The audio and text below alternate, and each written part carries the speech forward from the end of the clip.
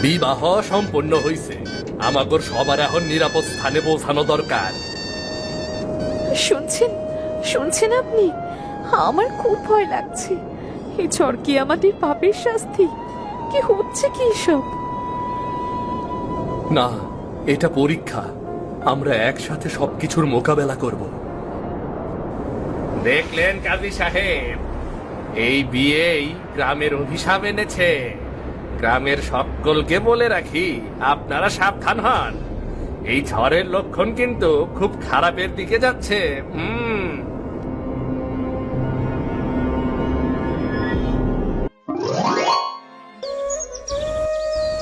ভাই সব, আজ এই পঞ্চায়েতে আমরা দুই পরিবারের মধ্যে সম্পর্ক বাড়াতে চাই। বড় আর মেঘলার বিয়ে হোক, এটাই সৃষ্টিকর্তার ইচ্ছা হয়তো। তাই ওদের মধ্যে মিল হলে আমরা সবাই খুশি। হ্যাঁ, আমার ছেলে বড়, অনেক পরিশ্রমী। মেঘলাও ভালো মেয়ে। এই বিয়েতে গ্রামের সবার মধ্যে শান্তি বজায় থাকবে, কারণ সবার মতেই আমরা এই বিয়ে ঠিক করতে চাচ্ছি। কিসের শান্তি? হ্যাঁ করিম ভাই, তোমার মেয়ের বয়স তো মাত্র 16। এত তাড়াতাড়ি বিয়ে দিয়ে কি লাভ? আমার ছেলে ফারুকের জন্য অপেক্ষা করতে পারতে। বয়স বাড়লে তখন আমরা না হয় সম্পর্ক বাড়াতে পারতাম। মুক্তার ভাই, মেয়ের বিয়ে তার বাবার সিদ্ধান্ত নিয়েই হচ্ছে। তুমি কেন মাঝখানে আসতে চাইছো?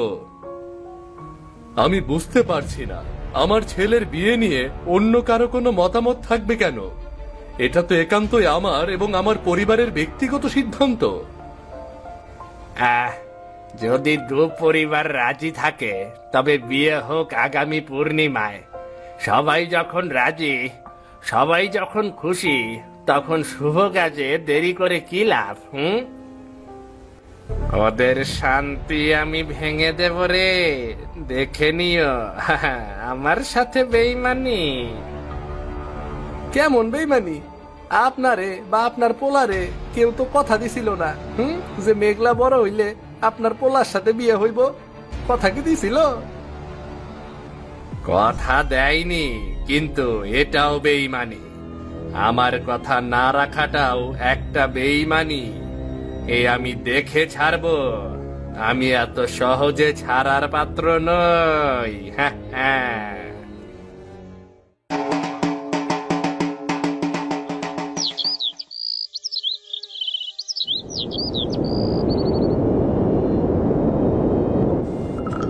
হে সৃষ্টিকর্তা, এই ঝড় কি কোনো অশুভ সংকেত?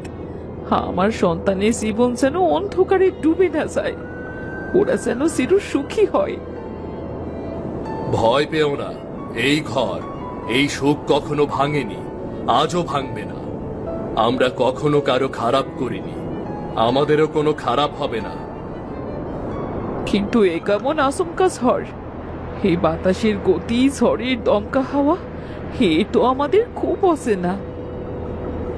ঠিক বলেছ, এই ঝড় আমাদের একদম অচেনা। কিন্তু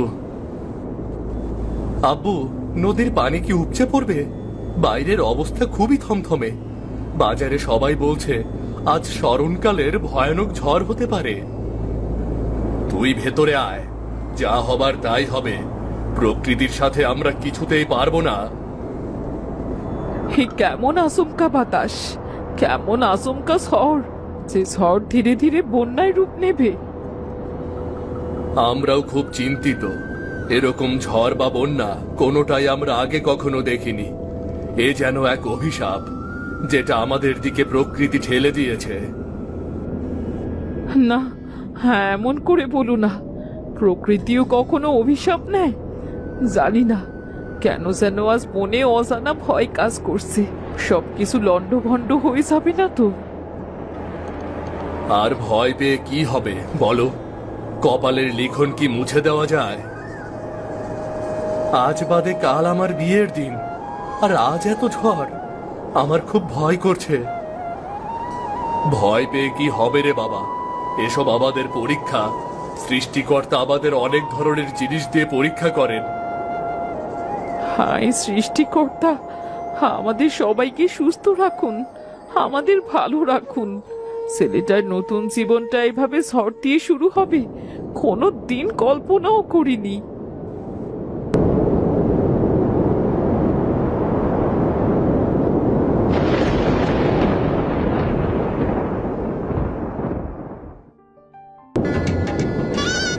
বিবাহ সম্পন্ন হইছে, আমাগর সবার এখন নিরাপদ স্থানে পৌঁছানো দরকার।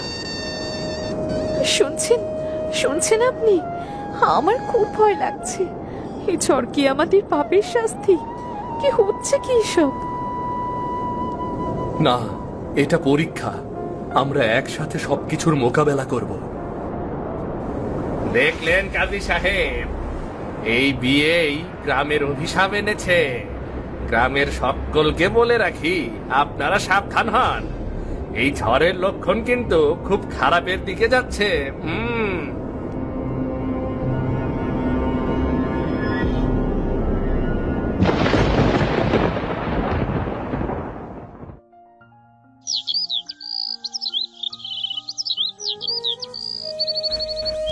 আব্বু, আম্মু, কে কোথায় আছো? তোমাদের কারো কোনো খোঁজ পাচ্ছি না কেন? এটা আমাদের রান্নাঘরের হাড়ি, সব শেষ হয়ে গেছে। আমরা দুজন ছাড়া আর আমাদের কেউ নেই। আমরা ওই খুঁটি ধরে আঁকড়ে দিয়েছিলাম, আর সবাই ভেসে গেল।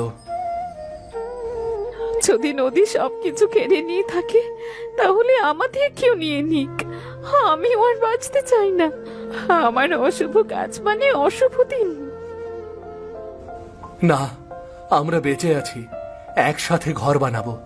তুমি এভাবে ভেঙে পড়লে আমি কিভাবে সামনে এগোবো বলো? কি করে বাঁচবো আমি? আমার মা বাবা, তোমার মা বাবা, আমাদের বাড়ি ঘর সবই তো ভেঙে গেল। জানি না এটা আমাদের জন্য কোন ধরনের পরীক্ষা ছিল, যেটা আমাদের প্রিয়জনদের ভাসিয়ে নিয়ে গেল। এখন আমাদের নতুন করে শুরু করা ছাড়া আর কোনো উপায় নেই।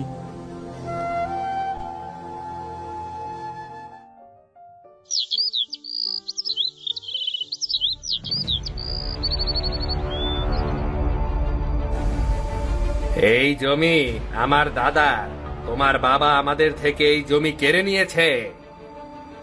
চোরের মায়ের বড় গলা শুনেছি, আজ দেখছি চোর তুমি। ঝড়ের পর তুমি তো সব জমি দখল করেছ। মাইয়াটারে দিয়ে কাজ করাও, নইলে চালাইয়া দিমু।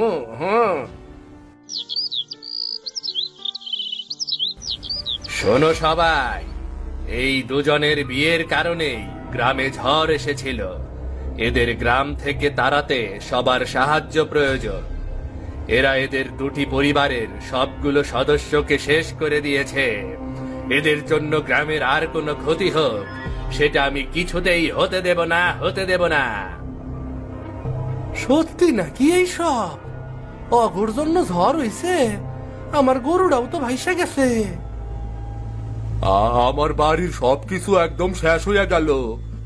তাইলে আমরাও কি অগর দোষী বানামু নাকি? আমাগর কি এমন করা উচিত হইব? না না না, কখনোই না। এই মোক্তার প্রথম থেকেই অগর বিয়ের প্রস্তাবের বিপক্ষে আছিল। আর কোনো মানুষের পক্ষেই সম্ভব না প্রাকৃতিক দুর্যোগ নিয়ে আসা, বুঝলা? তুমি আমার স্বামীর রোদে দেয়া কাপড় টানছো কেন? তোমার কি লজ্জা নেই? মানুষের বাড়ি এসে তাদের জিনিসপত্র নিয়ে ঘাটাঘাটি করছো। লজ্জা তো তারই হওয়া উচিত, যে অভিশপ্ত মাইয়া, যে অভিশপ্ত বউ, যে তার নিজের মা বাবাকেও ধ্বংস করছে, সাথে নিজের শ্বশুর বাড়িও ধ্বংস করছে। তোমাকে এত বড় সাহস কে দিল আমার বিষয়ে এত বড় কথা বলার? মোকলেসের রোগ হয়ে ঝড়ের পর থেকে সব অসহায় মানুষদের ঘরবাড়ি দখল করে আবার এসেছো বড় কথা বলতে। তোমার এত বড় স্পর্ধা, আমাগরে এত বড় কথা শুনাও। তোমার আমি দেখা নেবো। আমার বাড়ি এসে আমার উপর চড়া হয়ে আমায় কথা শোনাও। আমাকে বলছো কিনা দেখে নেবে। আজ হাটে নাকি পিঠা বিক্রি করতে যাইব, সেইখানে তোমারে দেখা নেবো।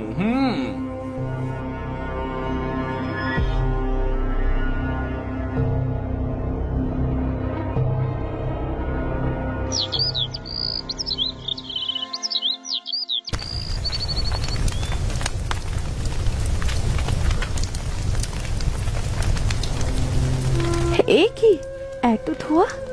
এইসব আগুনের লেলিহান কোত্থেকে এলো? মেঘলা, এদিকে চলে এসো। মুক্তার আমাদের বাড়িতে আগুন লাগিয়ে দিল। এত বড় শয়তান আমি কখনোই দেখিনি। বিনা কারণে মানুষদের কষ্ট দেয়। কি করে বুঝলে তুমি এই মুক্তারের কাজ? আমাদের কোনো শত্রু নেই, একমাত্র মুক্তার, যিনি নিজ থেকে আমাদের শত্রু হয়েছেন। হায় সৃষ্টিকর্তা, এক ঝড় আমাদের জীবনের সব সুখ কেড়ে নিয়েছে। এখন বিপরীত আগুন, সে কি আমাদের সবকিছু পুড়িয়ে ফেলবে? মুক্তার, তোর শেষ রক্ষা হবে না। মানুষকে শুধু শুধু যন্ত্রণা দেওয়া, কষ্ট দেওয়া, এসব কিছুতেই সৃষ্টিকর্তা সইবে না। ওই দেখো, ওরা আমাদের মেরে ফেলবে। সাহায্য করো, সবাই আমাদের সাহায্য করো। আমরা আমরা যে শেষ হয়ে গেলাম। বড় ভাই, এ কি সর্বনাশ হলো? মানুষ এভাবে কি করে আরেকজনের ক্ষতি করে? ভয় পেও না, আমরা আছি, একসাথে লড়বো। তোরা সবাই চলে যা এখান থেকে। ওদের মতো অপয়াকে গ্রাম থেকে না তাড়াতে পারলে আমরা সবাই ধ্বংস হয়ে যাব যে। আমার চোখে শুকনা মরিচ মারা, এখন দেখ শরীর পুড়লে কিরকম জ্বলে। রাজু, তুই চুপ কর। আমি এদিকে সবাইকে ওদের বিপক্ষে নিয়ে যাচ্ছি, আর তুই? আরে চুপ করার দরকার নাই। তোমরা একজন মানুষ হইয়া অন্য মানুষের ক্ষতি করতাছ। তোমরা তো মানুষ নামের কলঙ্ক। যদি কেউ এই গ্রাম ছাড়া হয়, তাইলে সেটা তোমরাই হইবা, কইয়া দিলাম। না না না না, আমি ভুল কিছু করিনি। আমি তো সবার ভালোর জন্য এসব করেছি। কেউ আমাকে ভুল বুঝবেন না, কেউ না। আমাগর এখন আপনার কথা শোনার থেকে বেশি জরুরি অগর বাড়ি ঘরের আগুন নেভানো। সইরা যাও সামনে থেকে।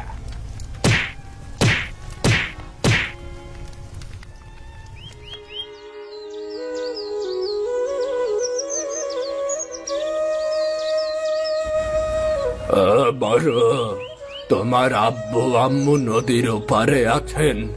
মুক্তার জেনে শুনে লুকিয়েছে সব। তারা অনেকবার এখানে আসতে চেয়েছে, কিন্তু মুক্তার ও তার লোকজন তোমার আব্বু আম্মুকে এখানে আসতে দেয়নি কিছুতেই। আপনি কি বলছেন এসব? আমি কি স্বপ্ন দেখছি? আমার আব্বু আম্মু সত্যি আছে?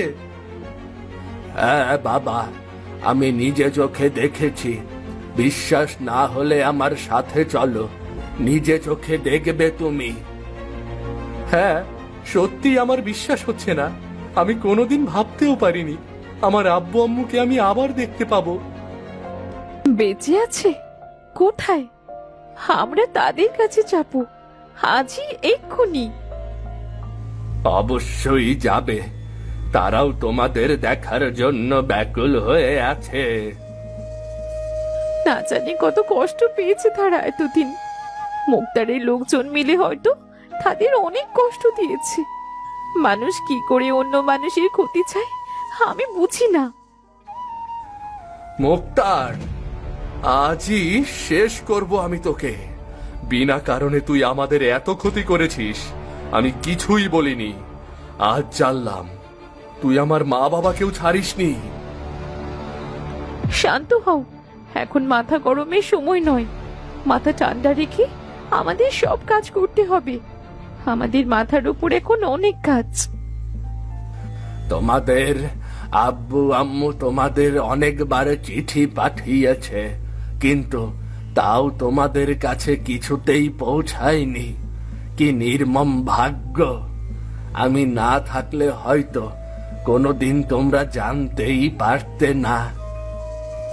চাচা, আপনাকে ধন্যবাদ জানানোর ভাষা আমাদের নেই। আপনার কাছে আমরা চিরকৃতজ্ঞ থাকলাম।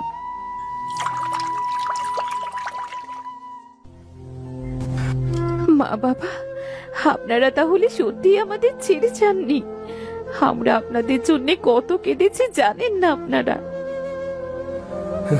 এই জীবনে যে তোমাদের ফিরে পাবো সেটা প্রায় স্বপ্ন দেখতাম আমি, কিন্তু বাস্তবে কখনো হবে সেটা ভাবতেও পারিনি। বাবা, বাবা আমার, তুমি বড় হয়ে গেছো, আমাদের ছাড়া অনেক দায়িত্ব নিতে শিখে গেছো। আজ তুমি আমাদের উদ্ধার করলে বাবা। তোমার সাহস দেখে গর্ব হচ্ছে। আজ তুমি এত দূর আসতে পেরেছ শুধু তোমার এই সাহসের জোরেই। বাবা, তুমি অনেক বড় হও, অনেক বড় হও।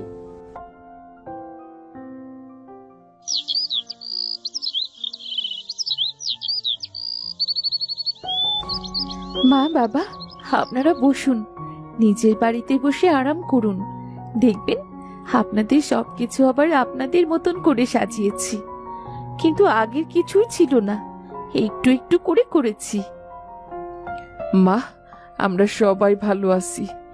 এর যে খুশির খবর আর কি হতে পারে।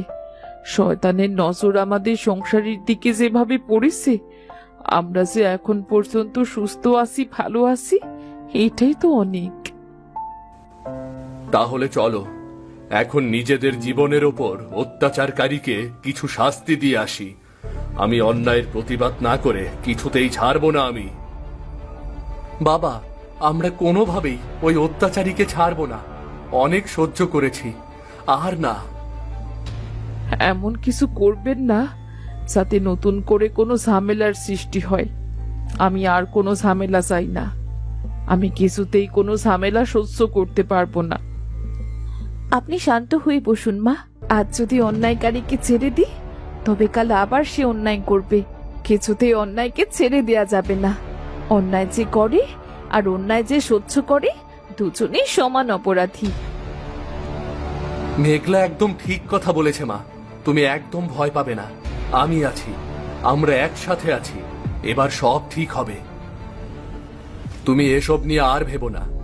আজ যদি আমরা এই অন্যায়কে প্রশ্রয় দেই, তাহলে এই অত্যাচারী আমাদের জীবন ধ্বংস করে দেবে।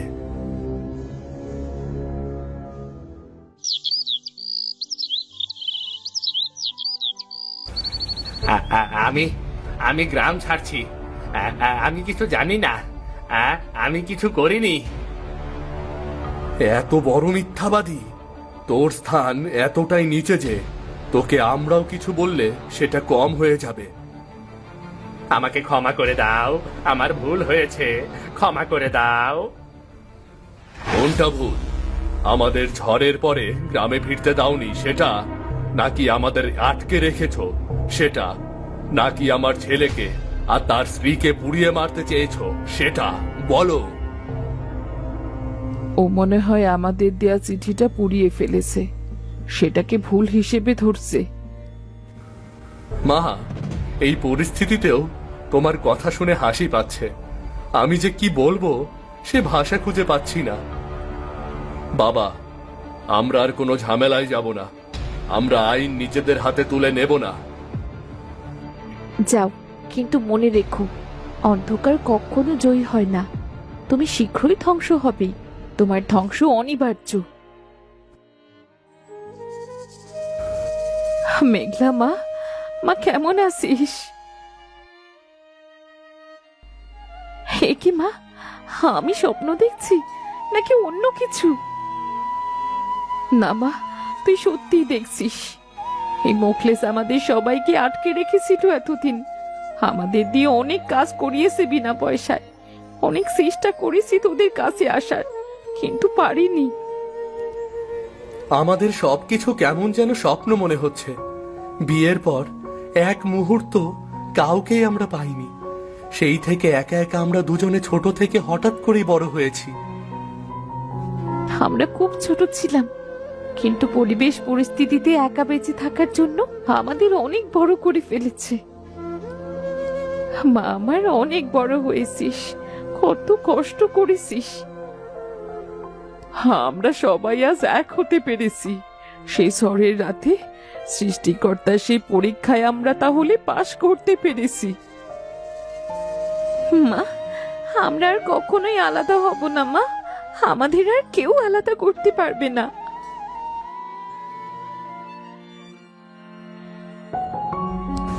এবারের ঝড় আসুক, আমরা আর ভয় পাবো না। আমাদের এই ভয়কে জয় করতে হবে আমাদের একতা দিয়ে। আমরা আর কিছুতেই আলাদা হব না। শিখছি শিখছি, সততাই শক্তি। নিজের জীবনে যতটা সম্ভব ভালো থাকলে, মানুষের ক্ষতি না করলে, কেউ কখনো তোমার কোনো ক্ষতি করতে পারবে না। তোমাদের বিয়েই গ্রামের মুক্তির পথ দেখালো। আজ থেকে তোমরা আমাদের গ্রামের সামনের দিনের আলোর পথের দিশারি। আজকের প্রজন্ম, আগামী দিনের ভবিষ্যৎ। আজ আমরা সবাই মিলিত হতে পেরেছি শুধুমাত্র বাবুল চাচার কারণে। বাবুল চাচাকে আমি অন্তরের গভীর থেকে ধন্যবাদ জানাই। মানুষ মানুষের পাশে না থাকলে মানুষ তার মনুষ্যত্ব হারিয়ে ফেলে। আমরা সবসময় একসাথে থাকবো, সুখে দুঃখে মিলেমিশে একসাথে নিজেদের জীবন সাজাবো। ঝড়ের পর সবাই বুঝতে পারে প্রকৃতির সাথে লড়াই নয়, সহাবস্থানই জীবনের মূল মন্ত্র। একদম ঠিক বলেছ।